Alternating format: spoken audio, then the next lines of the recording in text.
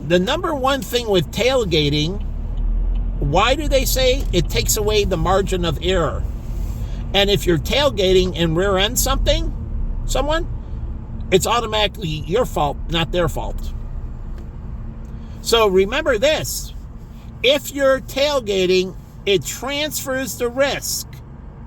And depending on how close you're to the vehicle in front of you, it transfers from their fault to 100% your fault if you're too close.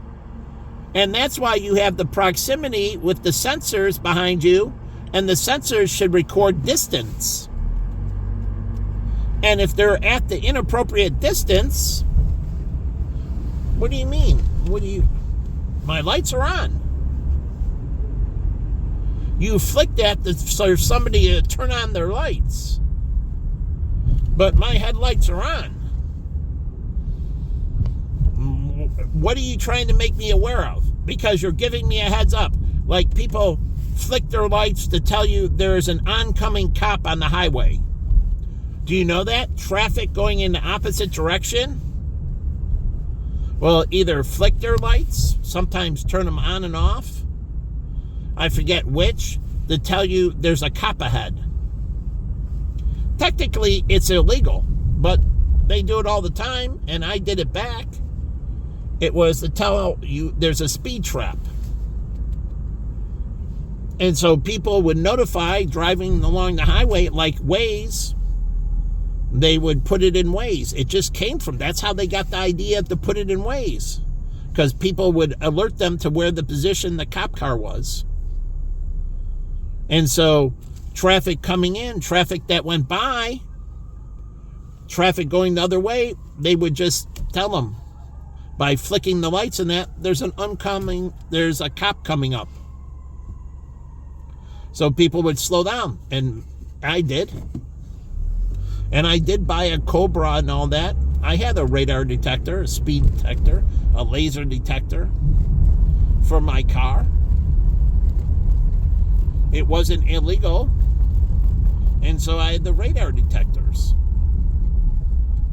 But the funny thing is, if you're a drug dealer and that it's telling you that there's an officer ahead, and so you can compare. If you're at a cartel, you have guns in that, you can get the guns out, you can get them in position. You already know, so when the cop pulls up behind you, because upcoming, even if you're doing the speed limit, you know the cop's there before you get there, you can already have the guns and everything ready. So they don't see the movement in that, as they show, kind of like when they're crossing the border. They see the gun in the car, but the whole thing is a cop, a state trooper can't see that. They're not sitting in heavy traffic like they could identify gun. And there are lanes. Their lane is opening up, and they're going to come alongside of us. So get out and engage them. Take it to them. Don't let them come to us. Because they're trying to protect the hostage. They're trying to protect, in Sicario, they're trying to protect the person in the car, the informant. So to protect the informant, they have to go to them. You don't wait for it to come to you. You take it to them. It's the same thing I did with Jen when I was outside Scott's and she was in the car. I got out of the car, told her to lock the door, and then Scott was running. I ran towards Scott to intercede him as far away from the car as possible. But I didn't explain this to her. I don't know what he's running at me. Is he all hopped up on drugs? I have no idea, because Scott did drugs. But the point is, I don't know what he's doing, and I have responsibility for her. So I have to intercede and cut him off as fast as possible and engage him as far away from the car as possible. So I got him way up the sidewalk. As he was sprinting towards me, I sprinted towards him. And I caught him on the sidewalk, and I'm like, what the hell's going on? And he's like, your brother, my brother, owed him back rent. I'm like, I didn't know. This is the first time you're telling me. And then something like screwing with the family, it's moving in or something. I don't know what he was doing. But I addressed John after that. That's when I found out that he wasn't giving him the money I was giving him to pay rent. Not that I'm ratting my brother out, but I'm using this as an example. Just like Pete, he lived with Pete and another friend. He plays volleyball at North Avenue. Really tall, skinny, white guy. Really good guy. And he plays volleyball every summer at North Avenue Beach. He's 6-something. But they lived together with another guy. And one day Pete was coming home and his landlord was putting a padlock on the door, chain and everything. And his landlord, he's like, why are you putting a chain on our door? We pay the rent every month. He's like, I haven't gotten the rent in months. I've been sending notifications. I mailed notifications. I made phone calls to what's his name? He's like, I don't know anything about it. And he found out he was stealing the notifications, and he wasn't paying the electricity or the water or the utilities, any of them. He was keeping all the money.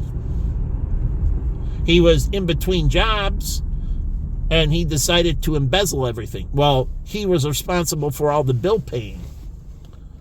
And he hid all the collection notices from the utilities and everything else.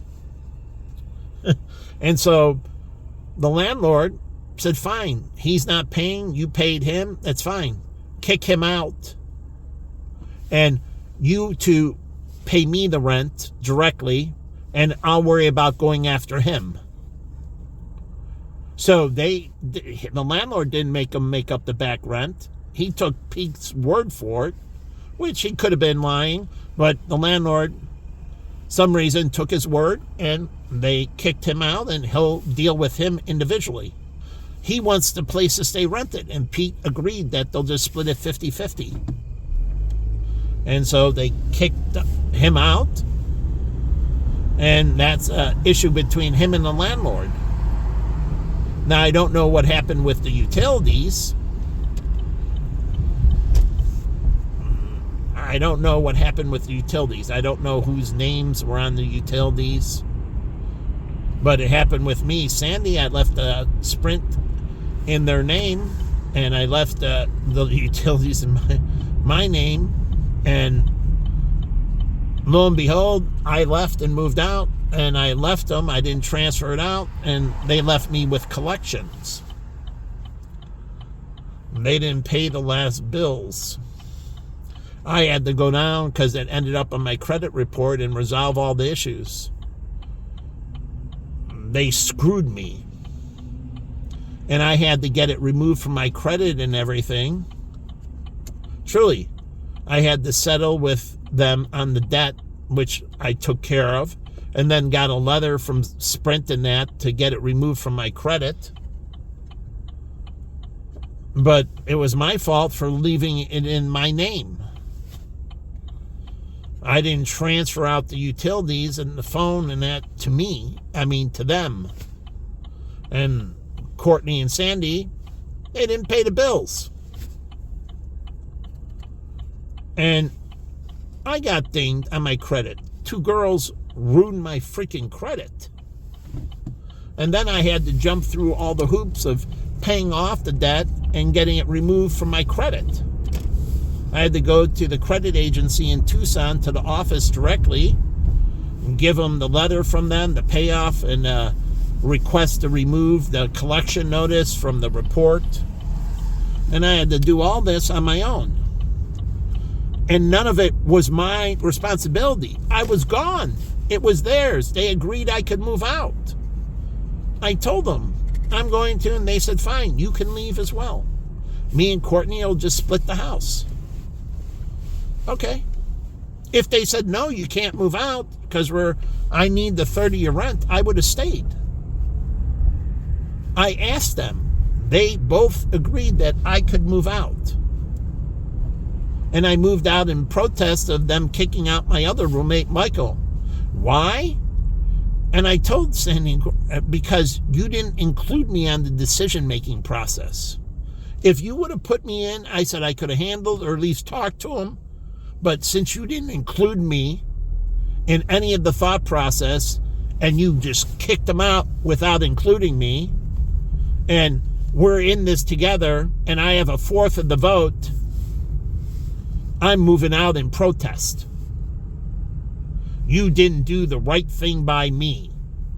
I did the right thing by you girls. You didn't do the right thing by me. And I didn't say you couldn't kick them out. Truly, I didn't try to reverse it. I understand. Okay, it got to that point and it's already broken, and I wanted Michael to move out. Michael wasn't finding a job. He wasn't applying to places. He was lazy around the house all day, and it was irritating the girls that his mother was still paying the rent and everything, and he was sitting around doing nothing, and they had to go to work every day, and they paid the bills, and they cleaned up. Michael wasn't necessarily dirty, per se. He didn't leave things around, per se. But still, he was lazy, doing nothing, complaining, and then constantly hitting on them. And then they constantly rejected him, and he constantly got frustrated. He didn't have a girlfriend. He's not good without a girlfriend. And so, like me, I'm at a point, I need a girl. It's not if I need a girl, I need a girl.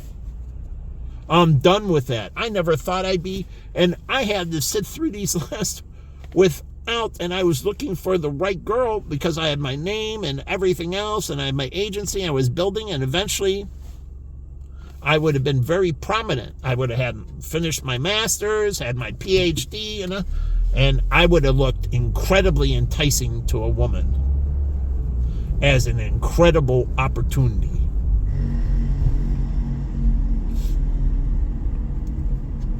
But the whole point, I understood. I was buying my time. I can understand, okay, I'm working on this, I'm working on that. Truly, I was working on the weight. I understand these things. So you say, I was working on any issue that made it an impossibility of getting what I wanted. A girl that I wanted. So I would have been there years ago. And I would have been sitting alone for these last, say, 8 years or so. Because I would have been done with my master's and my CFA and that, and moved on to the PhD, and my business was blowing up. And I would have been making shitloads of money. As I showed you my business with just inflation, how much I would have had in accounts and how much I would have been making just on that minimum growth. So I would have had the house, the car, the money, everything. I would have had all the credentials, and my weight was moving in the right, at the Equinox, everything was moving perfectly. My coordination, everything. They kept on breaking the rules, and I kept on going to the front desk. And I kept on saying, hold it. I said, here are the rules. Here's what I agreed upon. And I go to the front desk and ask them, do you still want me to be a member here? I'm like, these people are breaking the rules. You told me you strictly enforce these rules. And they're not following the rules you had laid out. And they kept on more and more frustrating me. And then when I asked, the girl who sold me the membership told me I could pull out. And I said, I'm very unhappy. You're members. You told me you enforce these rules strictly. She looks like a mini Jen. You enforce these rules strictly, and that's why I became a member. I was sick of exporting that, people getting away with shit. So I'd be better in Japan than that. When you jaywalk, they put you in jail for 3 months.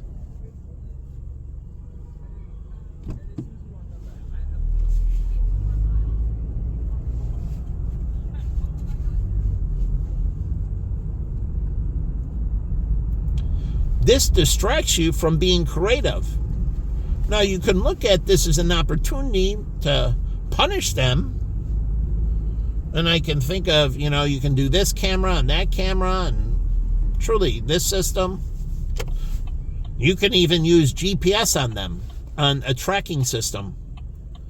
And the GPS knows you're at the corner. That's how Google, even for a person, it feeds out and they know. Even the cell towers triangulate and they know you're not crossing at the sidewalk. You move from this side of the street to that side of the street, instant jaywalk.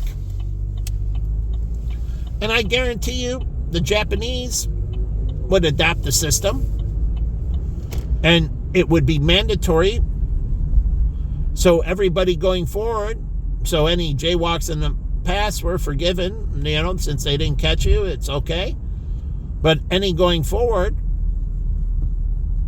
ex post facto, all those in the past, but anything going forward, if you do it again, you're busted.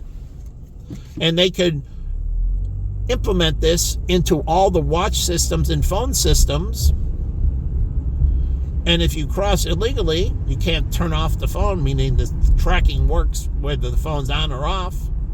And people aren't going to leave the phone at home to go jaywalking.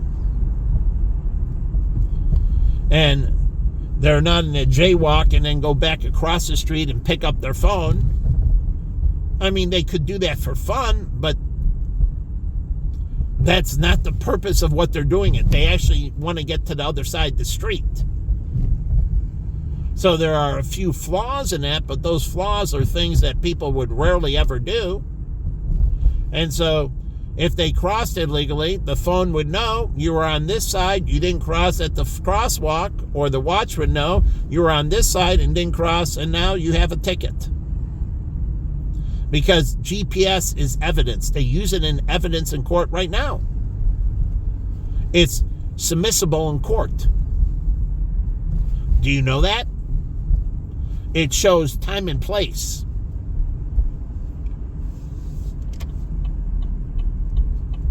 And so you have to prove you didn't have the phone.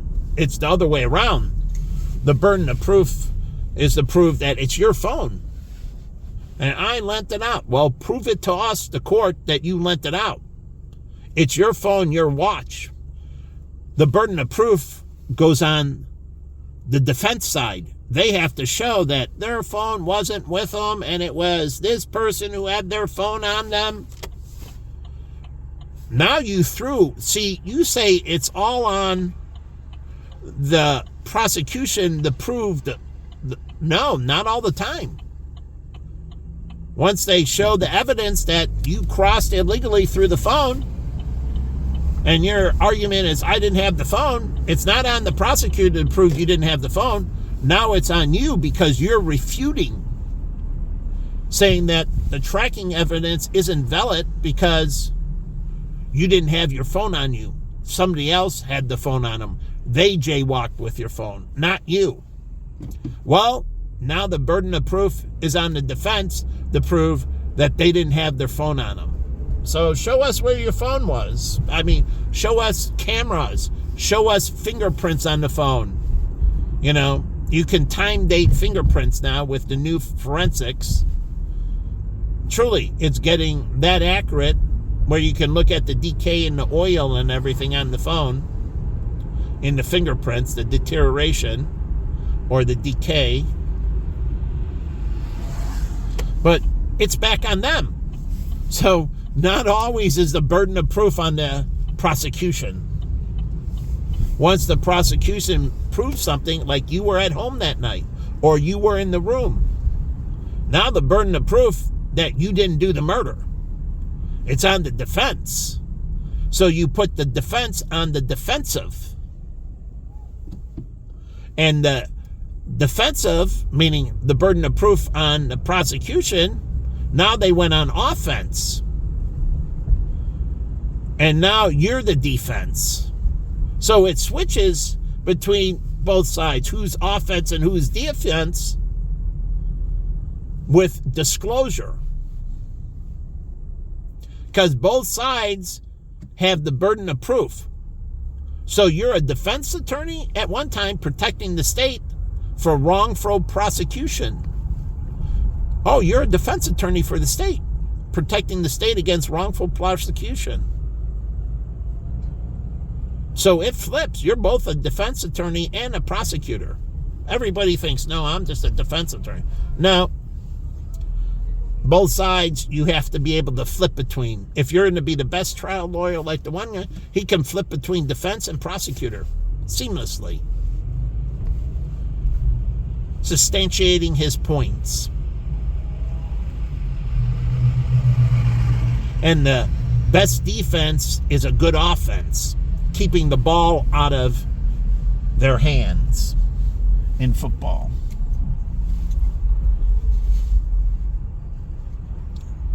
So, keeping the ball out of their hands.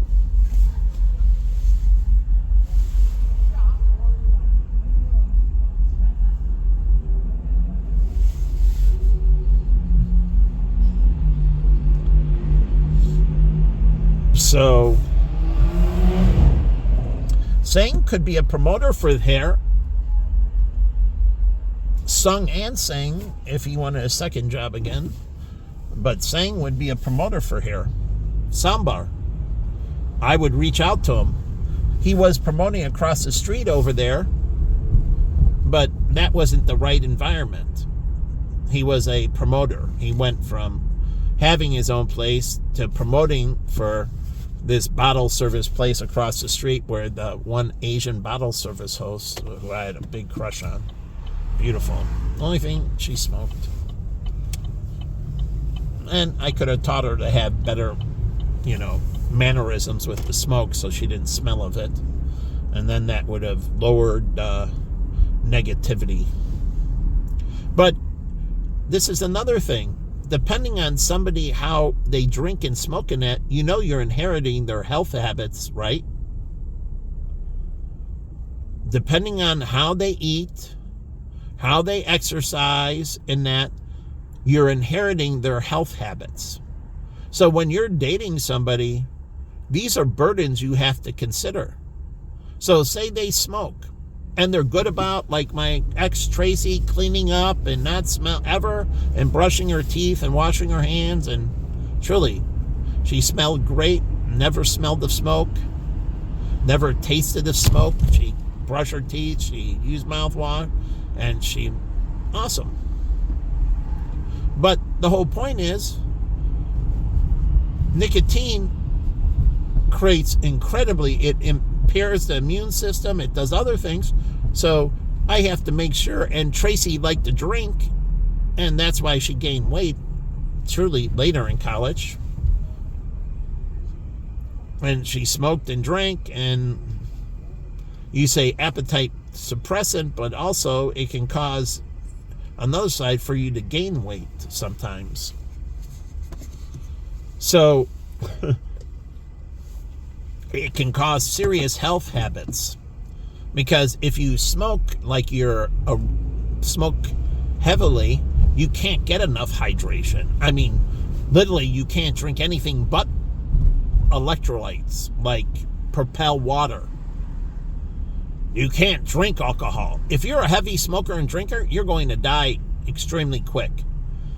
Now, why my dad had a heart attack, high stress, heavy drinker, but that's not only. In the bars he sat in, and this is where I sat in a booth all by myself around no one. No one was near me. He sat at the bar with people drinking and smoking. He didn't smoke, but my dad took in heavy quantities of secondhand smoke. Heavy quantities of secondhand smoke. So if you're in open up a place with smoking cigars and drinking, you know you have a double whammy. And those people that aren't drinking but are in the cigar room sucking down, this is why I went to those ashtrays that absorb the smoke, and then I went down to ceiling fans or vents that push the air down with the intakes at the floor, so the smoke never reaches the air, never reaches people's mouth or nose, and it pushes it down. So the smoke doesn't drift up and drift around. It presses it right back to the ground, and then the intakes suck it in. Now, the only problem with that is what happens. Your carpet or flooring in that gets heavy oil residue, and it can reek of smoke. It will reek of smoke, and the smoke will get ingrained, so you have to seal your floors. You have to properly care for your carpets.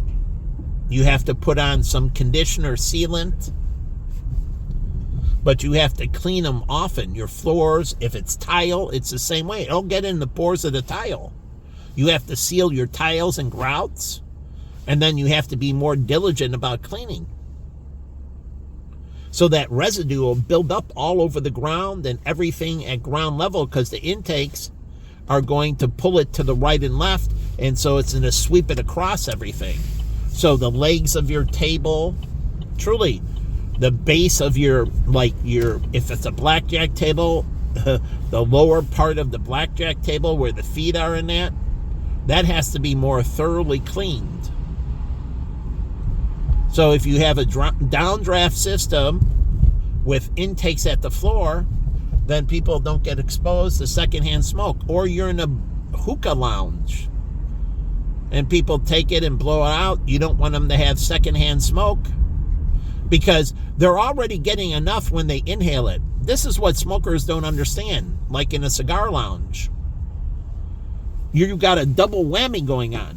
You got direct smoke that you're taking in from marijuana, and then you blow it out, and because you don't have a downdraft, that particle sits, and you get your secondhand smoke and their secondhand smoke, and now every breath you take, you're inhaling.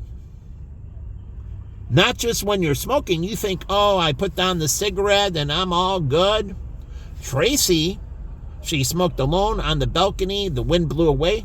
So when she took in a second breath, when she wasn't smoking directly, she didn't get any secondhand smoke. She was all good. She wasn't double whamming it. But this is what's happened to the Chinese, and Philip Morris has to understand they should be big on this, because heavy smokers, and now even when they're not smoking, they're in secondhand smoke and they're taking it down that way, and it's unbelievable. They're unbelievably screwed. Or if you go to cigar lounges, when you're not sucking on your own cigar, you're taking down everybody else's as well. And you're getting secondhand smoke, and you're getting over-integrated, and this is why my father had a heart attack and died. I'm not in that situation. My brother doesn't understand. It's not heart disease. It was environmentally driven. We don't have a family history of heart disease. We have a family history of environmental stress. And that's what poverty does. And that's what black people don't understand. You got to get the environmental stressors out. And that backs out a big majority, as they found out. It drives all negativity related to health.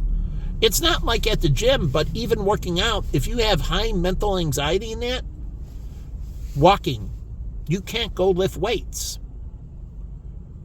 If you do it, you can only do light and non-intense. You have to do yoga. People with mental health issues, yoga, and very non-intense yoga. You can't do the, extreme pose yoga, the extreme kinetics, using your own energy, using your weight and gravity, you can't do those extreme poses. That'll cause too much stress. You have to do the ones that just really mild, subtle movements, not a lot of physical stress, relaxing. That's why massages and happy endings are very good for mental health. It's a combination of the massage and the happy ending. So as much as I'm against transferring diseases, but if your patients don't have disease and you don't have disease, then you don't have to worry about the bodily fluids. So if you're clean and they're clean, there is no transmission. So happy endings are very good. And that's why in those places like Dean and that, high stress with the wife and everything else, he didn't have enough sex with the wife, and he's like me.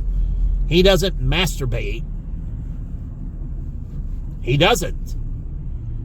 So he likes going to massages and happy endings. So that relieves his tension. And this is why I understand and I give him a pass with his wife, but it's something that he could have worked out with his wife.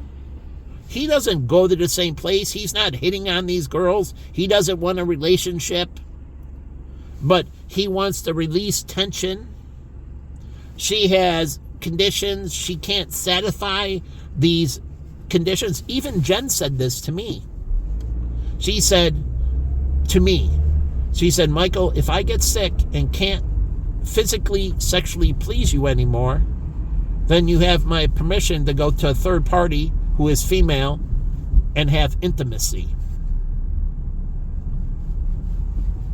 I don't want you to be without physical intimacy. We had the conversation. And if I was handicapped, I would give her the same thing. I don't want her to be starved, but I don't want her to have the relationship. So he wasn't building a relationship with them. He was committed to his wife, but also he needed to take care of his situation, because if he gets sick, then she gets sicker. Now they're both sick. So as much as I also understand the situation in trying to mitigate it, where he would open up to his wife and work through these things and understanding the biology of it. And she's a very smart girl in understanding the biology of it, that these are where I said the Bible blesses you. This is where you look with King David. Or let's go back to Abraham and his concubine. But no one ever talks about Sarah. Remember, Sarah couldn't have a baby? That means something was going on with Sarah in her physicality, like this piece of shit behind me coming up on me fast, where that lane is wide open. Or if you're turning, he didn't have his turn signal on. Turn signal's still not on. So that means the right-hand lane would be the best situation. You don't pull up behind somebody because there could be ice, or you could hydroplane. The car could slip. You're approaching somebody fast, and the likelihood, or like the guy had hit me, the Asian guy, his foot slipped off the brake. Approaching me fast, hit the brake, the foot slipped off the brake, and he hit me. So a lot can go wrong. So you drive in the other lane. So these people are pieces of shit. And I hope this motherfucker burns in hell. And I pray to God he burns in hell. Stay the fuck away from me. And I shouldn't have to move around. I was here first. But here goes this fucking piece of fucking shit. ED 19218. A Toyota, or is it a Toyota or Nissan? Illinois plate. But piece of garbage. As I'm doing you a solid by explaining this, that person violated me.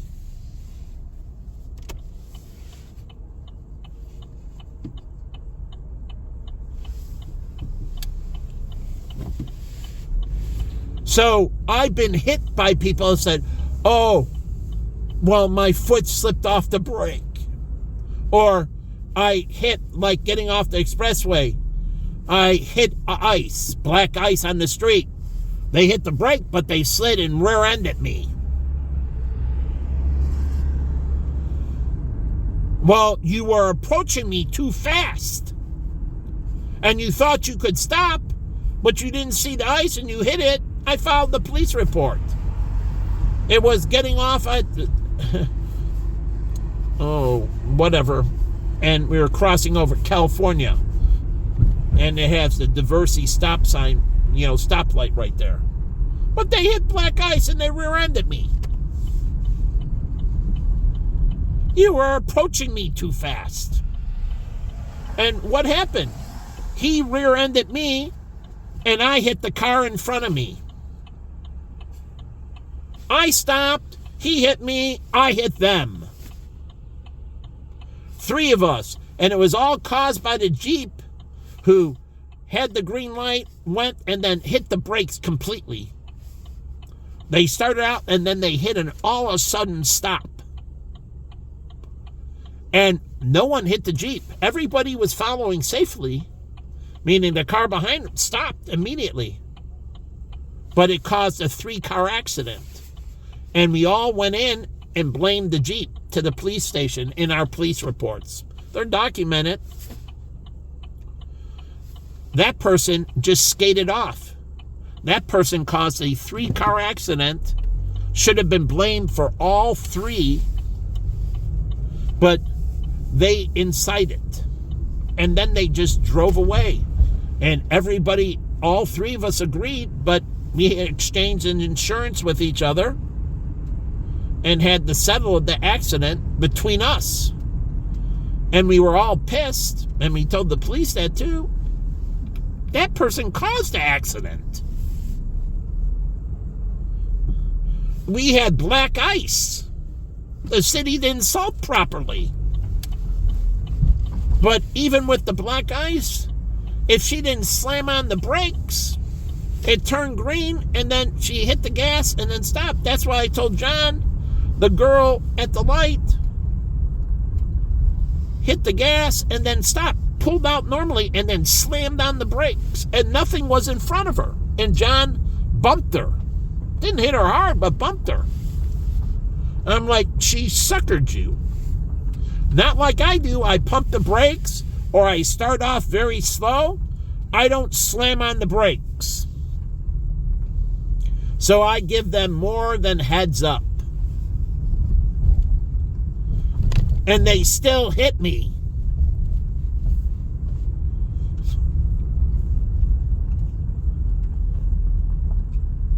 It's maddening when you do everything right, you do everything to divert it, and they still hit you. And then they don't get a ticket, the cop threatens to give you a ticket. And that's further maddening, where they do everything wrong, they don't get breathalyzed, they don't get anything, and I'm like, where are you breathalyzing them? Where are you doing the investigation? And then you threaten to give me a ticket. But I'm purely the victim. I slowed down, I tapped the brakes, I put on the flashers, I continued to tap the brakes with the flashers on. Because even with the flashers on, as I can put them on here, but when I tap the brakes, the brake lights go on as well. Their third light above isn't part of the flashers. It should be part of the flashers. But that third light that we got, the European tail light, it can also be part of the emergency flashers because it's at a higher level. But brake lights get brighter. So tapping the brake lights make the flashing lights even brighter. And I'm doing everything possible. And I have. I've changed lanes. They've changed lanes. I've changed lanes. And then they changed lanes with me. Then I've changed back. And they've changed back with me. If that isn't stalking, I don't know what is. But I complain and no one does shit. It's maddening. Watching the bad guys get away with everything all the fucking time. It's unbelievable. And this Volair that's right next to me on Sinclair and Grand on the southeast corner, it's supposed to be good. I've tried to go in there. It's an Italian restaurant. I heard it was good, supposedly. But I wanted to go in, but I've never been able to go in. And Joe's Crab House, this seafood place right here, where I knew the girl. She bartended at P.F. Chang's, and she used to do dinner here. She said the food's really good. And I've been in Sugar's, which is right here at Rush and Grand, on the southwest corner. Sugar's, with a little duck above the sugar. I like the place. Very nice. And the Crab House is very good. Two good places right next to each other, right next to the Marriott Hotel. And Jen told me room and board, and I never bought, but Jen knows furniture. All her friends are big into that stuff. They had money, and she said room and board has great furniture. This is the Marriott on my right. I like this AMC. The restaurant above was really good. It was a New Orleans thing. I liked the New Orleans thing. It went out of business. Both locations closed. Embezzlement, tax fraud. It wasn't because the food was bad. I don't know what happened to the recipes or anything else. And Jennifer Kim, who's the city prosecutor, her husband, who I knew for a long time, we ate at the other location, and he liked it as well. We ate together, and I was, talking about financial planning business. And the reason I talked to him, because Tim Dempsey, my old partner, his law firm, he did all the deferred comp. They had an insurance deferred compensation, and Tim implemented it in their law firm. And I told them that at the meeting. My former partner put in your deferred compensation plan, and I know your structure at your law firm, and I can work with you and your wife on financial planning. So I tried to get him and his wife, Jennifer, who I have a huge crush on. She's a beautiful girl. She's smart and beautiful. That's awesome. I have great respect for her in that way. But he was a white kid, and he had a history of dating incredibly beautiful Asian girls.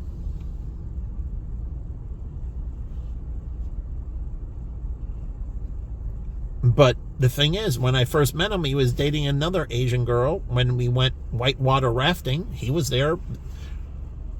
And that's how I first got to know him, in whitewater rafting. And he was standing next to me when Jen was crossing, and he was going to help me if Jen fell. So he was the only one that came up next to me, and he said, well, what do you... I was trying to get Jen to carry the bike, and she wouldn't do it. And she didn't want me to go back and walk across with her. She refused any kind of assistance.